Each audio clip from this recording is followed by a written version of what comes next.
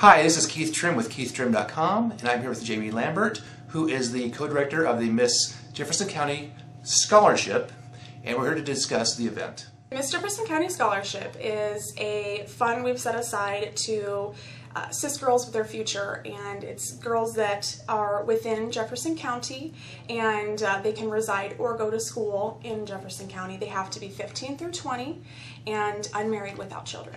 What goes down in this scholarship? Well, right now I've organized this year's events and put out applications for girls. The school counselors, and we have a couple websites these applications are on. We're also about to collect money from the area businesses. They are the ones who really fund this scholarship and provide the monies for this. So once they've entered the competition, what do they have to do?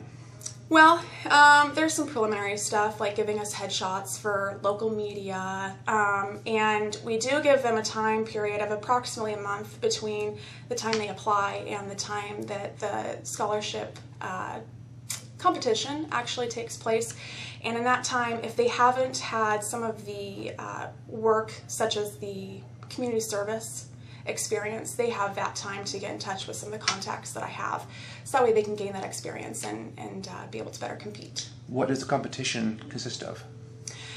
There are 4 events. One of the events that really takes place before the actual pageant that's associated with the scholarship is community service. They can have done it in their past or more recently to the competition, and they write an essay, which is a large chunk of the judging that goes on.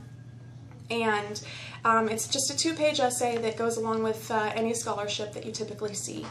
And then once the pageant competition takes place, they have a interview process with the judges that takes place, and that just mimics interview skills they're going to need for their future.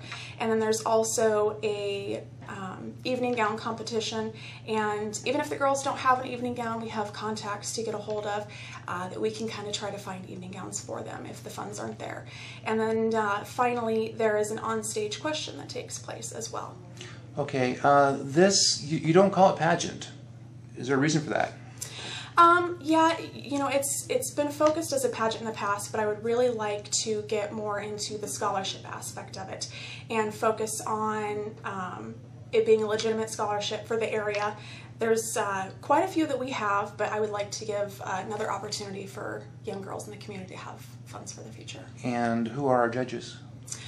We do not know our judges this year. Last year we had some great judges. We had Sarah Forsgren and Brad Paul, as well as Julie Carnegie. This year we're looking for just as affluential people in the community and the surrounding areas to help out with us too. So how hard is it to put this on? Within moderation. I'm relatively new at it, so there's some learning processes. So tell me, who's involved?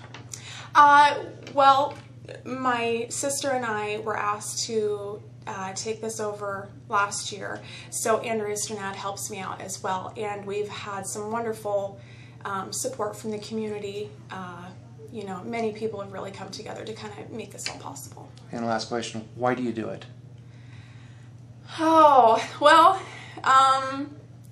last year the former director came to me and she said that they were going to cancel it. You know, they didn't, you know, not that they didn't want to do it anymore, but they had already exhausted most of their resources, and, you know, it was time for them to move on, and they were just going to give it up. And they really wanted it to continue on with somebody else, and I thought, well, if it's not going to happen anymore, somebody might as well step in, and I'm not busy enough the way it is, so...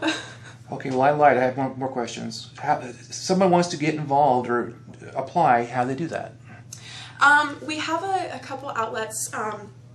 Facebook, which is the most easy way for young kids these days to get a hold of me, it seems. If they get on and they search for Miss Jefferson County, or they can, you know, find my name and it's associated there. It's on my wall. It's Jamie Lambert. or Miss Jefferson County. And we also have a section on the Jefferson County Fair Board site, and that is www.jeffcofair.us. Okay, now here's my last question. Once the girls win, what is expected of them?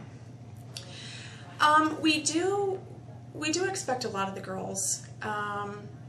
More as a community representative, you know, we're really trying to focus on the community service aspect. Now, once she becomes queen and during her reign, she's expected to kind of, you know, follow typical moral and lawful conduct. If they're found to be in any academic or criminal misconduct, she will lose her crown and her title. So. Well, great. Is there anything else you want to add?